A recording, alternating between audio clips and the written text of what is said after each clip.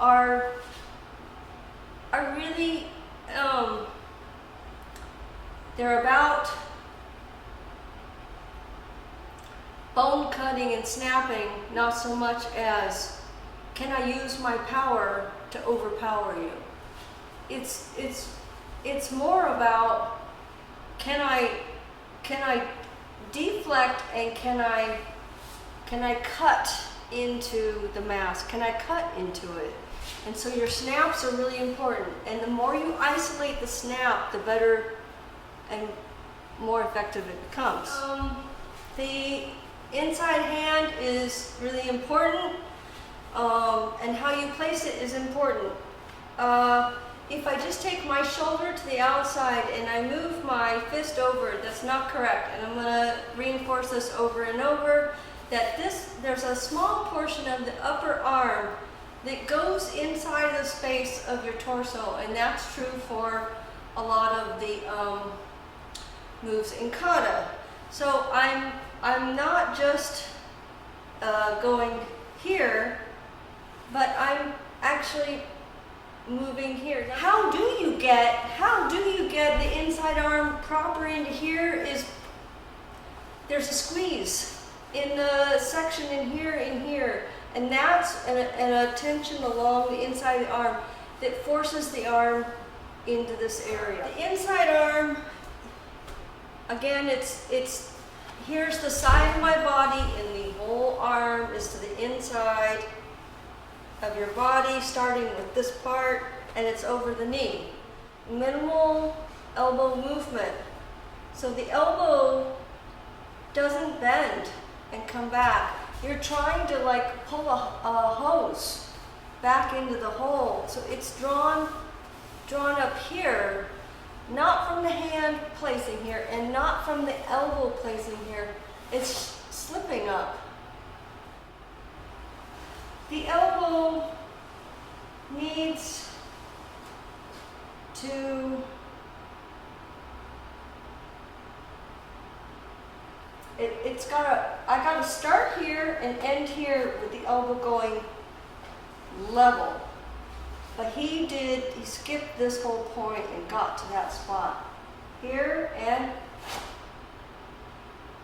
but when I do that, that doesn't mean hopping over this space. So you gotta do this way, and then an elbow this way. So it's, when you're first learning the koshi and you go to the back like this, and then you go forward. Let's say I have the classic V shape over my, which again, you see how this has, you want to have that 1 inch under there. Versus this. Not that. If this is straight to this side, you don't have that hug thing going on in there. You want to hug it without creeping the shoulder forward or down. So you got to keep the skeletons proper. So here, let's say I do the block, I come back and look at how it moved. When I did the koshi, it moved like this. And it's here. Now I'm gonna go even more. Let's say when you're first learning and you don't do koshi and it's just here. The only thing that's possible with that is to block on this plane. When you first start to learn the koshi, now if I start to release, I have a little bit of this plane and this plane. The arm, if I'm here and he kicks, he can drive through. And if I'm out here, he can kick under. So what is the classic measurement, like 6 inches? Mm-hmm. And while I'm at it,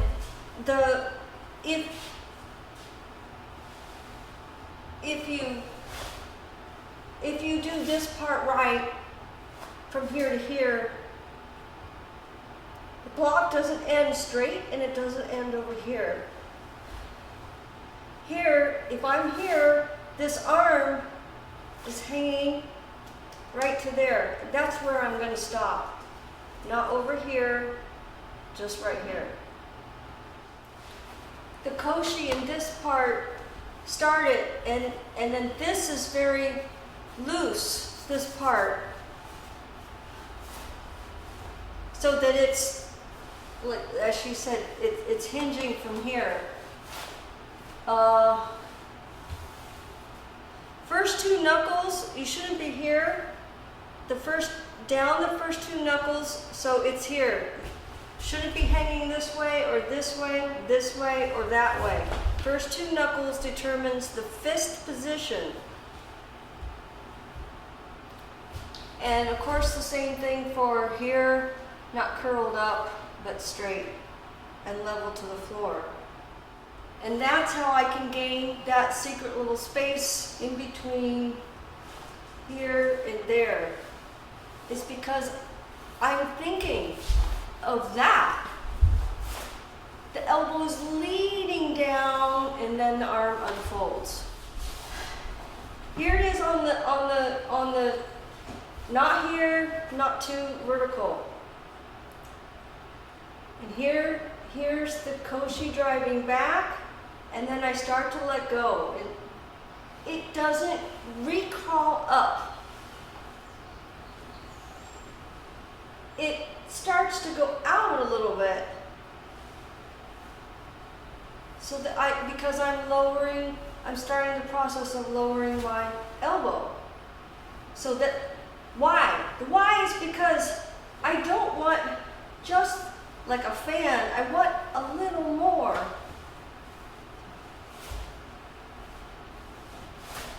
So what does it look like?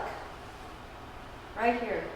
I'm going to cover anything coming at me, not to the side, just to here and to here.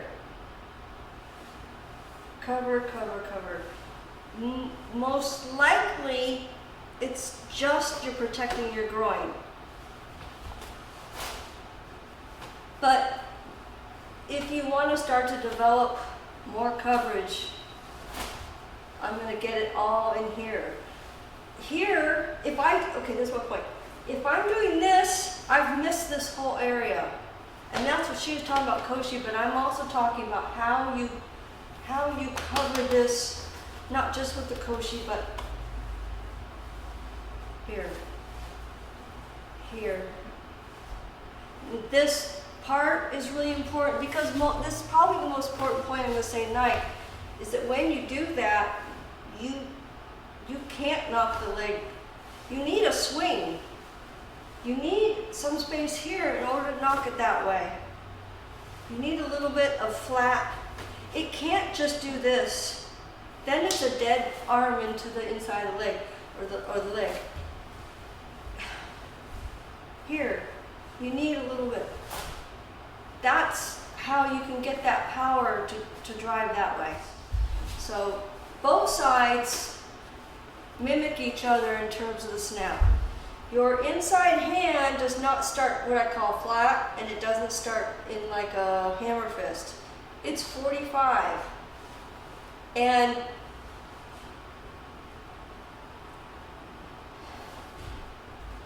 this one's thumb out, pinky towards your arm.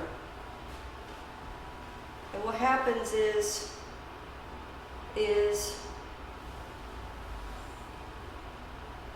that 45 is there right until almost at the end.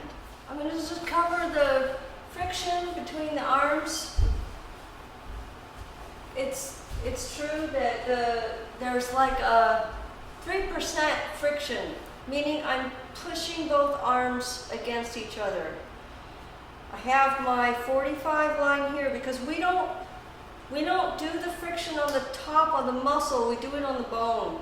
So this bone and this bone are contacting, and you start it above the elbow here. Each uke has a different starting spot. It's here, and I have that 45, and it goes all the way down to the wrist. Oh, so the friction's only about here, and you're done. You shouldn't ride that friction all the way down. you do have contact all the way down, but it's not, the arms aren't pushing against each other, like they're just pushing in the beginning to get it going. And the koshi. In the stance, there's this little crease. If I have a straight leg right here, the mass is going to fall at my foot point, and you want the mass to go that way. And so when I do my koshi, whether you do when you're starting, it's fine. You can do this, or you could just do that. And if I didn't say I was using it, you wouldn't even know that's what I was doing. But this cannot be too straight, and it needs to be pointing forward, and this has to have the crease. In that way, if I keep my shoulders in the same spot and I just instigate this for a second, then I got a little bit of my torso behind the block, but it's not with my shoulders, and it's not with losing the integrity of the legs. And again, you can do hip, or you can start to move into starting to narrow that down. So it's just that. So the shoulders aren't really supposed to move like this when you're doing the block. And you're driving this lower and lower, the action is happening here.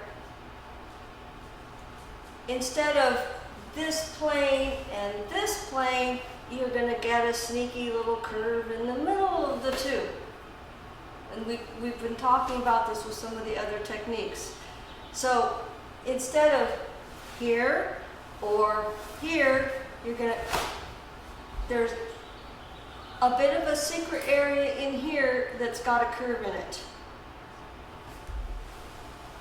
Your stops, when you put everything that we're talking about together, your stops become a big part of the success of your technique. If you have everything aligned and then you stop, and that means stop. I mean, like really no little energy going around. A clean stop, then the mass should keep traveling in the direction you want. Everything is built by what we say, gross to refined. And when you're driving all of this to a refined level, you can make the same thing happen without doing it. And that's the magic of karate.